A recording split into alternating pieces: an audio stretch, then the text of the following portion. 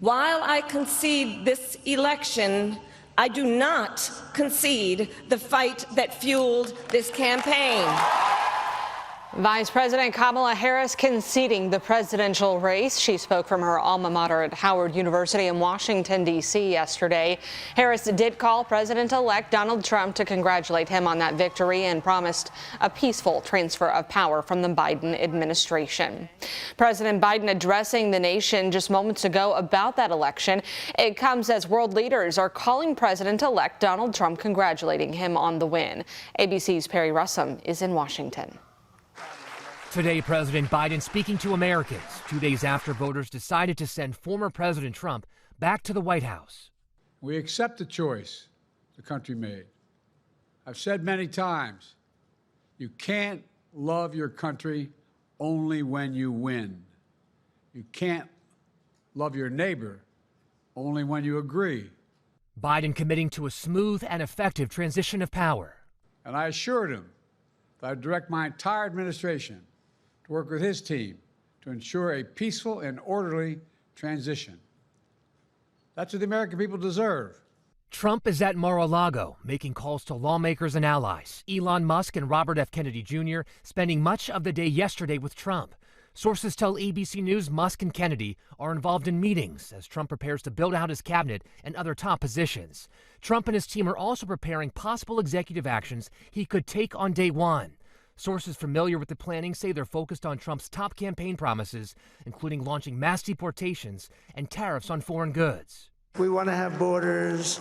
We want to have security. We want to have things be good, safe. We want great education. We want a strong and powerful military, and ideally, we don't have to use it.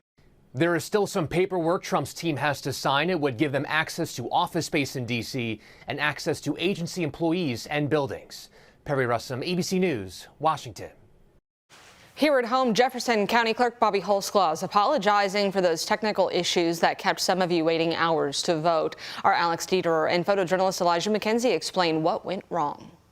You know, it's my responsibility, and I take responsibility for it. I vote here in Jefferson County, so obviously I'm very personally frustrated by how the election went here yesterday morning. An apology from Jefferson County Clerk Bobby Holzclaw and a frustrated Secretary of State Michael Adams.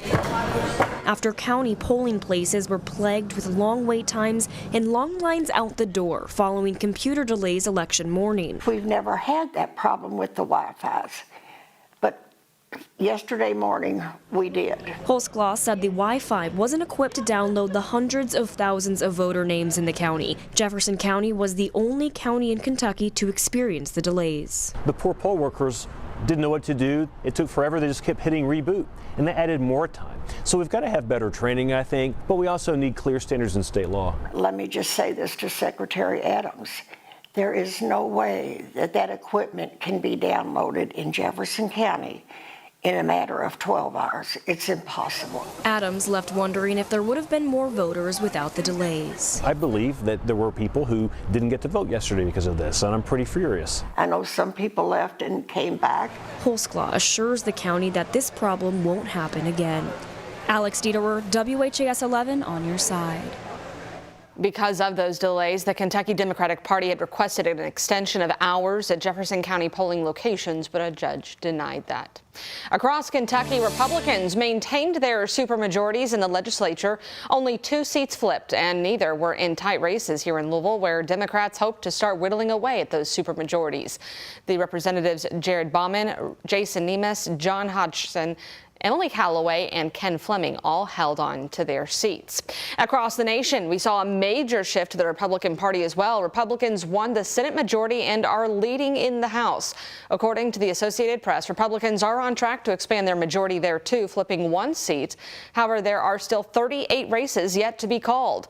Republicans gained 3 seats in the Senate, giving them a firm majority there. Kentucky Senator Rand Paul said this on social media, saying, "Finally, with the Republican Senate majority, we can focus on controlling spending, limiting government, and putting America first." Outgoing leader Mitch McConnell also celebrating that win. You guys know how long I've been around. I had really hoped I'd be able to hand over to my successor the majority. I've been the majority leader. I've been the minority leader.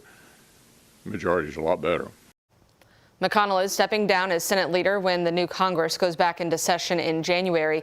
Right now, it's unclear who will replace him, but Senators John Thune of South Dakota and John Cornyn of Texas appear to be the front runners. McConnell has served as leader longer than anyone in Senate history.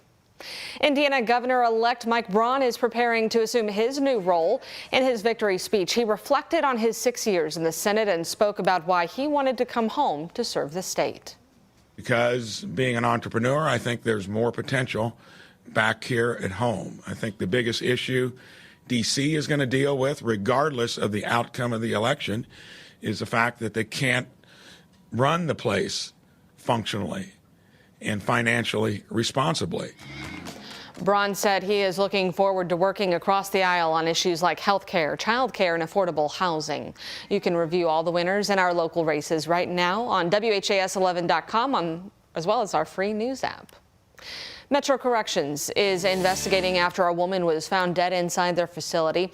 LMDC says a woman was found unresponsive and in medical distress around 4:30 yesterday afternoon. Officers and medical staff began life-saving measures but were unable to revive her even after EMS arrived. There's now an internal investigation.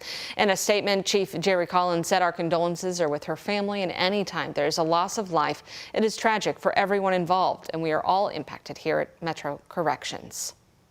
Happening today, a massive change is coming to the airport. Muhammad Ali International is hosting a groundbreaking on the expansion of its security checkpoint.